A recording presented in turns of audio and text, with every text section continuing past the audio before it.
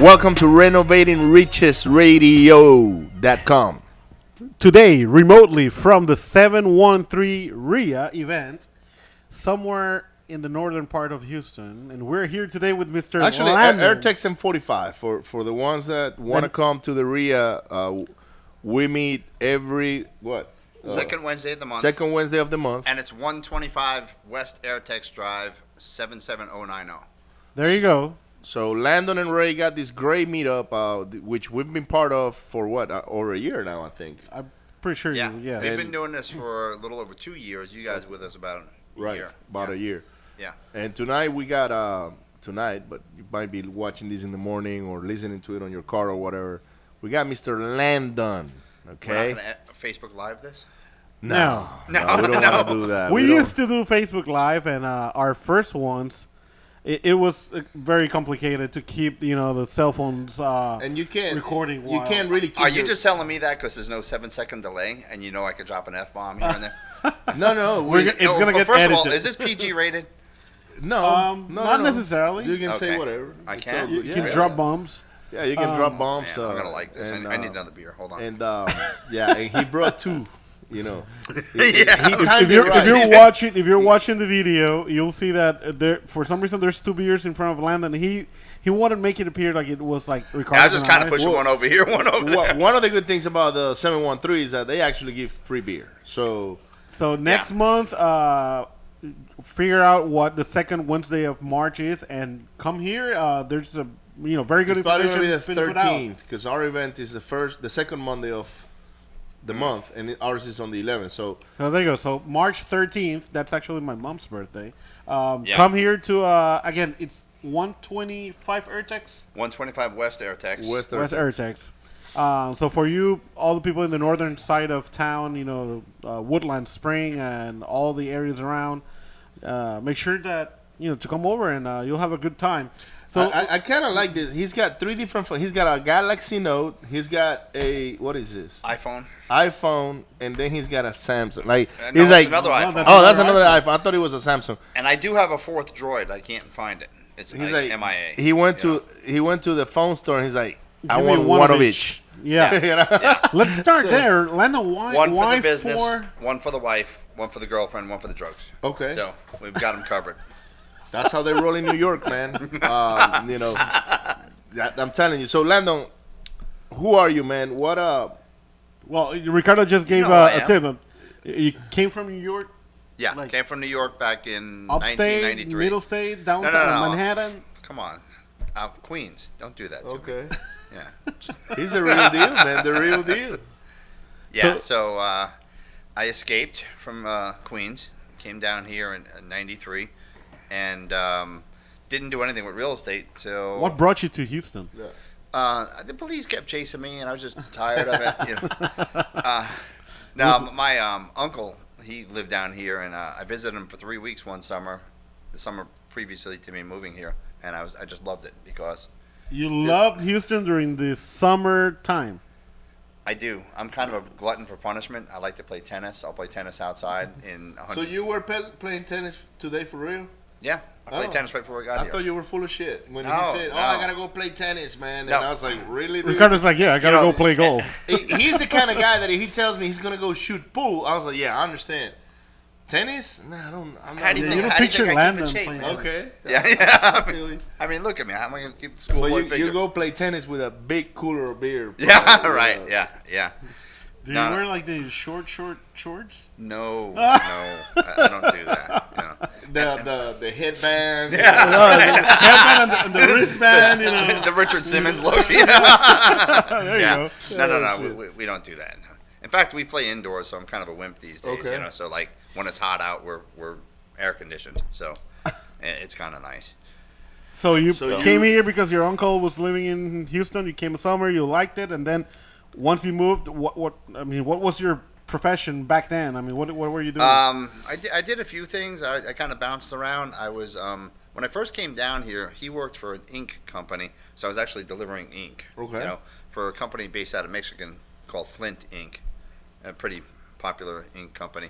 So from Flint, like the Flint, town. from Flint, Michigan. You know Yeah. that town, you can probably buy it all for 100 grand all in. You know? Isn't that the town where they have like the Yeah, really nasty that was water? the water. Yeah. The problem. Yeah, Flint, Michigan. Yeah. So anyway, did that for a while, then bounced around, and I worked over at Exxon for a little while, for like 3 years, and Like out in the rigs or? no. I worked in the research center Okay. over on Buffalo Speedway. So did that for a few years. Found a job paying literally $10,000 more with Goldman Sachs, and I kind of enjoyed that job and the extra money, of course. So I stayed there for a little while. Back in 2001, right when September 11th came, a lot of the financial companies like Goldman Sachs, Credit Suisse, First Boston. After Goldman Sachs, I was working for Credit Suisse, but a lot of them got hit really hard, So they laid off a bunch of us. But it was kind of cool because I got like a full pension, for 6 months, and then right after that, I was able to go like on unemployment. So I took like literally like a 2-year vacation from life. I should collect my unemployment from 2015, dude. When I got laid off, I never collected it. Okay, that's another story. Yeah, another story. Yeah, yeah. So I took full advantage of that. I went to Hawaii, New York, Florida, you name it. I was all over the country, Colorado, and I was just like, Just traveling.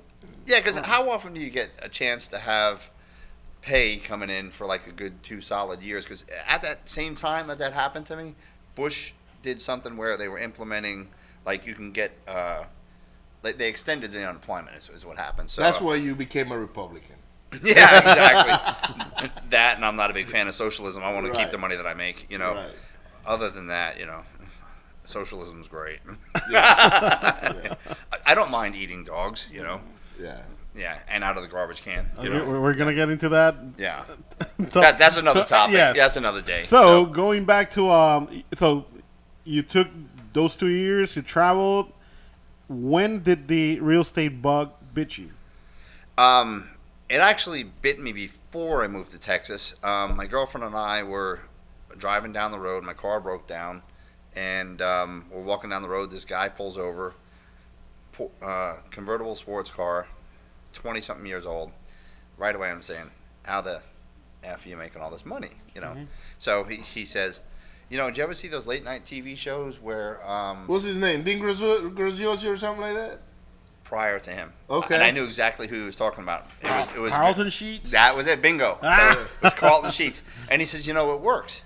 So I was like, man, I got to get on this. If he can do it. So this was even before you moved to Texas. Yeah. The seed was planted there. When Okay. it was like a good thing that the car broke down that day, because that guy definitely planted a seed. I was like, man, if he can do it, Yeah. I can do it. So You put it in back burner there. Like one day I'll probably.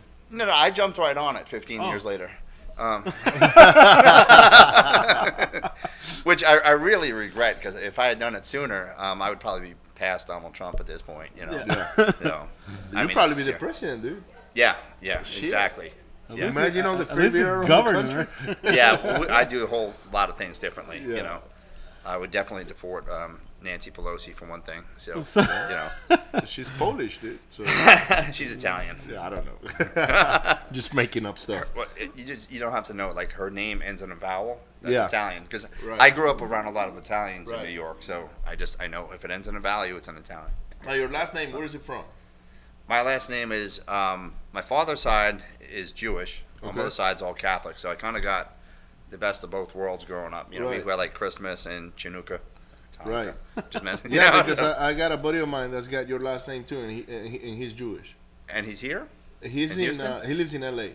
Okay. But he I grew don't up- want more than one. In He Houston. grew up in Venezuela, so there is a Okay. big Jewish community down there. Really? Yeah, Okay. and Do they hold all the money like they do here in the United Oh, States? they hoard it. Yeah. They really know how to keep the money. They so. do. They do. They're good at it. So after your 2-year vacation around the country, you settled back in Houston. I would guess, right? Yes. Yeah. And is that when you start buying properties, or still at least thinking No, about he it? hadn't watched the videos No. yet. No. Actually, when I got finished with my 2-year vacation from life, Your 2 years sabbatical, yes. How old were you back then? 18. 27. Okay. No, it was. What year was that? 2001. So I was 30. How old? Early 30s. Let's put. Let's, 35. You see, if he can do real estate, you can do it too. Okay. even if you My find friend Bud's difficulty helping me. with subtraction and addition, Yeah. you can do it. Yeah. Yeah. So yeah, 35. So, 35. Wow. Okay. Yeah. So then after that, I was working at my mom's and working full time. And what this is gonna be kind of funny.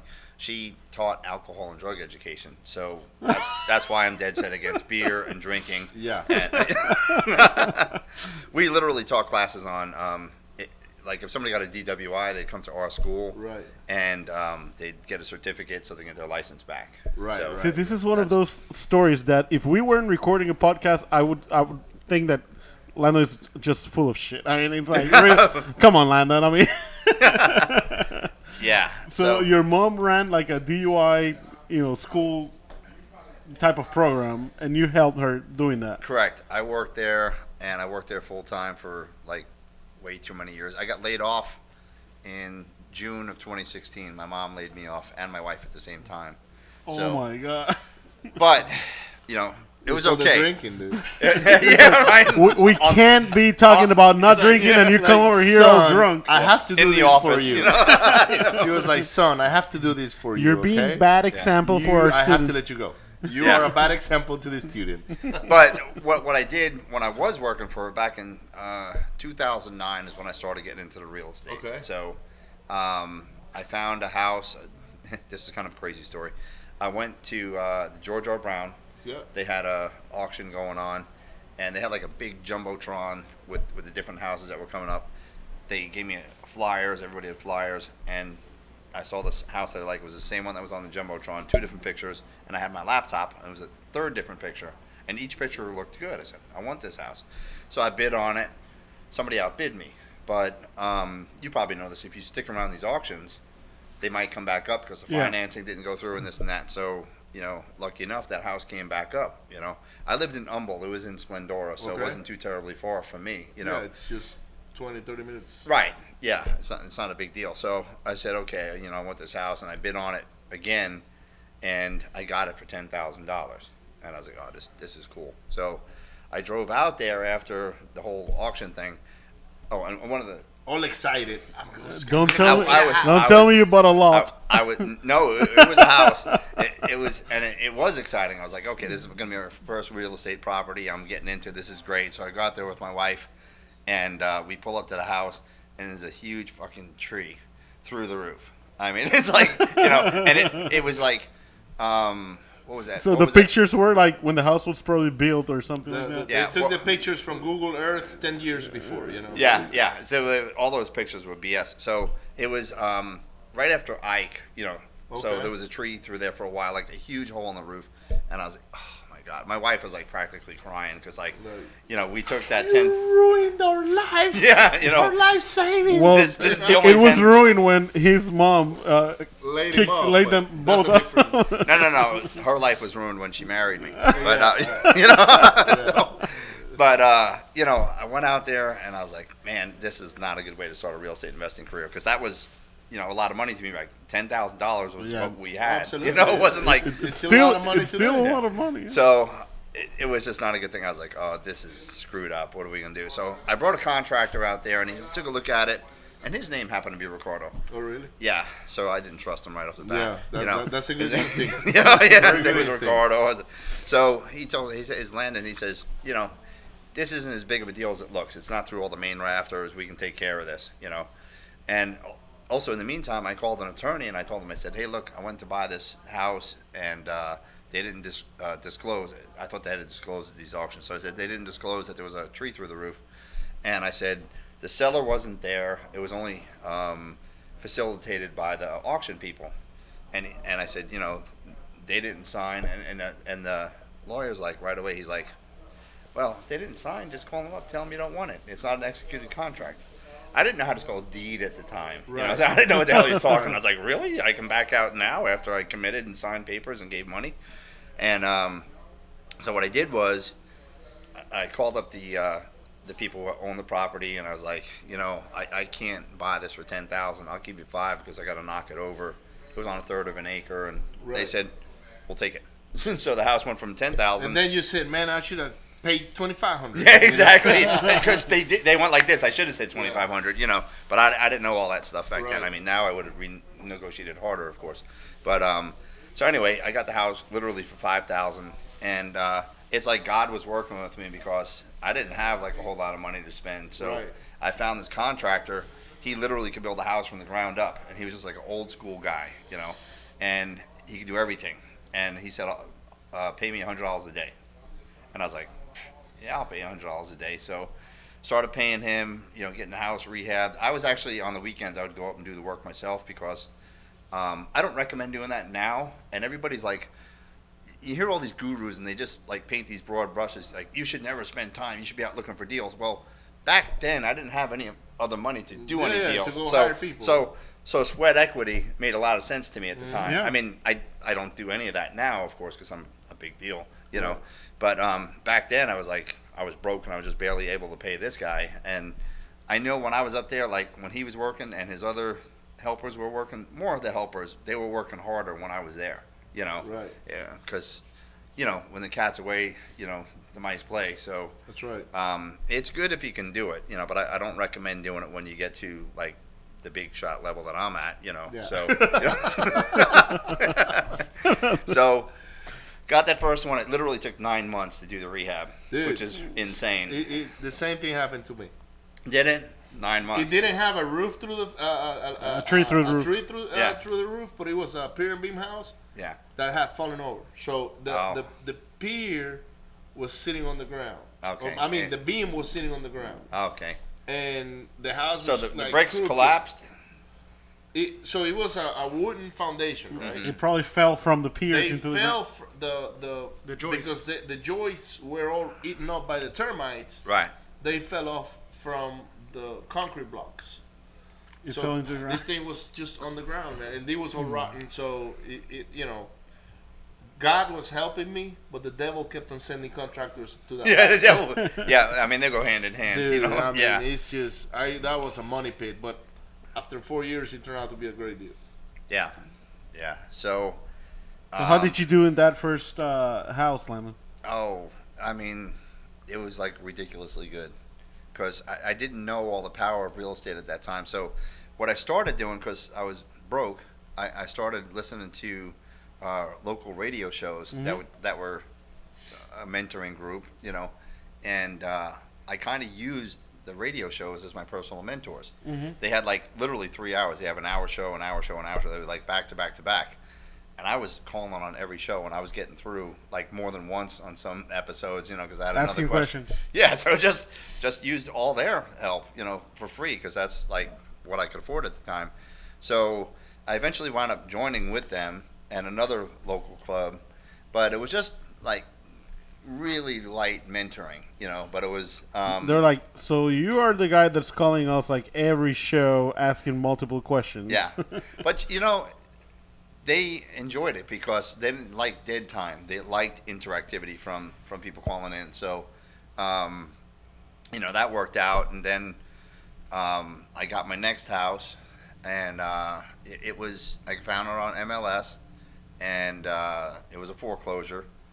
And then I got another house and another house. So I got 4 houses with loans, and then with my job, I hit my debt to income ratio. Yeah. I couldn't buy any more houses. I was like, what the hell am I going to do now? What job did you have back then? I was working in 2000. I was at my mother's at that Okay. point. So, because it was 2009 when I jumped in, So I was working with her, and my debt to income ratio was screwed up. So I went on like a huge, huge push to find private lenders. I bought some list from one of these famous gurus around the country. I saw a webinar, and thank God I saw that webinar so I can get that list because I bought the list. I literally sent out about 6,000 letters. I got about 20 or so responses, and some of them were like insane. They want to charge me 18%. Yeah. Some wanted 15% and 3 points and this and that. And I was like, found one dude, and he said, I'll give you loans 10% for 30 years, no points. I said, done. Because I never wanted to flip or wholesale. You know, from the very beginning, I wanted to hold on to every property, and I'm so glad I did because they just appreciate. My tenants were paying down the note, so it was like, you know, the appreciation's going up here and the note's going down here. Right. So you're starting to build a lot of equity. It's you a know? win-win very quick. Yeah, yeah. So I stuck with that, and you know, that first house I bought, I was actually able to do what's called a cash out refi, and I had no money. You know, I didn't have a note on it. So when they did an appraisal on it, they said it was worth $65,000. And I was able to get 75% pulled out, so that was $48,750, which to me was literally the most money I've ever had in my life. So I was You like, ever seen in front of you, and you know, it's like, yeah. I got all this money, man. What I did Gonna was, buy my sports car. Yeah. no, I went to the bank. I got $48,750 in singles, and I just dove in it. You know, yeah. Make it Deposit rain. this, rain, please. yeah. Deposit this, please. Yeah. So, all right. So you go, and so you held on to most of the properties as a landlord. Yeah, like 98% of my properties I've hardly wholesaled. So you probably still have some of these early properties. I do, and the beautiful thing about it, like that very first house, I did that cash out refi. A few years later, 4 or 5 years later, I pulled money out of it again because I had a private lender on it, and I took 4 of my rental properties and I literally pulled out $220,000, which in and of itself is awesome because you guys probably know this, but that's tax-free money because it's not a sale. That's so why I got, borrow as much as I can when I borrow. right, you know, 'Cause exactly. You pay interest on it, but you don't pay any taxes on it. Exactly. You know, so that was like a beautiful thing. I just cashed all those out. Then I had all this money. What I keep doing with my money is like, I don't go buy toys. I'm not buying an RV and a boat and all that. I just keep reinvesting and buying Right, more buy and more more and more houses, properties, you know. So it just kept going up and up and up. And then in 2016, I bought 45 houses. And, you know, 45 houses, like some people, they throw these numbers out. There was 45 houses that I actually kept on to, you know. It's easy, I think, you can wholesale 45 houses because you just, like, they're gone, you know. Hold on, Yeah. one of the 3 phones is ringing. Yeah, one of them. So, you know, that really helped blow up the, if I didn't have private lenders, I wouldn't be where I am today. Right. You know? Yeah. They're the main focus of the way you move forward. Because, like you said, when you first started, you hit that debt to income ratio ceiling with the banks, and then they're like, "Oh, you can get up to 10 houses on your credit," and then you max you out. know you roll them all up onto some sort of, you know, what do they call it? I can't Portfolio remember. loan? The portfolio Yeah. loan, and Yeah. that's a bunch of bullshit, man. I go straight for the private is. loans now. You It know, is. even if I don't have a house on my credit, Yeah. I go straight for the private money because you close quick, it's done, it's secured by the I asset. think I know 2 people who were actually able to get 10 properties. One was a pilot, because, you know, pilots make good money. An average person's not going to be able to get 10 properties. I did. You know. I did when I started. Well, you're not average. I said an average person. No, I am below average. Yeah. No, look, I am below average. I'm Trust below me. average. Well, but you were working oil and gas, which was good money. It was back good then. money, and I also had 6 months out of the year, pretty much, that I could go and I did a lot of that sweat equity, so I can relate to what you did because Right. it was fairly similar. Now I bought off on the thing that hey, you buy 10 houses and then you refi them and this and that. And I didn't know any better. I didn't have Right. a mentor. We didn't have these RIAs like we do today. These Right. networking events, right? Where you just go, you come here, man.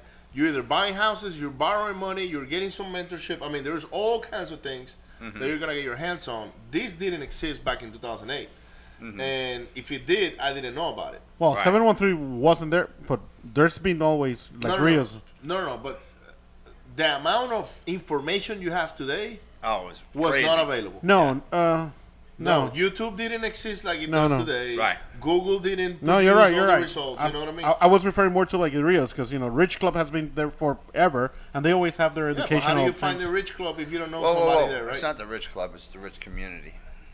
Well, there's all these different clubs, right? Yeah. So I was just listening to the guys I knew Yeah. And that's exactly what I did. And I went and did 10, refi them, put them on a portfolio, and I did 47 in 3 years. Mm-hmm. And I quickly realized I didn't like being a landlord after I had all these houses. Right. And a lot of them had a high vacancy rates because they were in 77033. I know every Right. street in that 77088. area. You know, so- all those. Yeah. Oh, they were bad. But and I ended up getting rid of most of those. But now that I look back, I was like, man, I should have never done that portfolio thing, because I Right. paid closing twice, and then you're like, yeah, it's a lower interest rate, but who cares, man? At the end of the day, when you're a landlord, you're playing on appreciation, you're playing on because the cash tenant flow. is paying that and note. equity pay down. Right. So, Now we need to fast forward maybe a little bit because we're running Yeah. out of time, and Landon is very very busy with his RIA and everything. Landon, do you want to fast forward to your event next week? Tell people where can they find information about it and what is it about? I know it's wholesaling 101 pretty much. No, he's No. got all kinds of stuff. No. So which one do we have next week? What we're doing on February 2nd, 22nd, is our big 3-day event, and we're trying to fill a niche in Houston where we think there's a lot of wholesalers, there's a lot of flippers, and we don't think that's the real way to make money in real estate. That's just one way. Yeah. I mean, being a wholesaler is one way. Being But a it's flipper like, is another way. but it's like they Yeah, say, but- you're just creating a job for yourself, not wealth. It is a rat Right. race. Yes. I have true mailbox money. I've literally got 101 properties now, and a little over half of them now are owner finance properties. The owner finance is awesome. Every month I get a check. It doesn't matter. They're going to pay me. I've got a note with them, and I get paid every month. I average a little bit over 500 a month on my notes. So I got cash flow literally about $50,000 a month between all the properties. And I got a couple of Airbnbs that are kicking ass too. So there's a lot of good money coming in, and I can literally. This is not a joke. I can go to the Philippines or Bora Bora, whatever hell I want for a year, and I wouldn't be worried about it because my money's still coming in. Yeah. It's not like I got to go out. I can do that too, but Dennis, because I know Dennis will work for me. yeah. We can't do it at the Yeah. same time. One of us has to stay Yeah. back. But so, anyways, people obviously, if you're listening to this, you know how experienced Landon is, everything that he's done, the real deal. So, if they want to connect, they want to be part of this event, where do they go?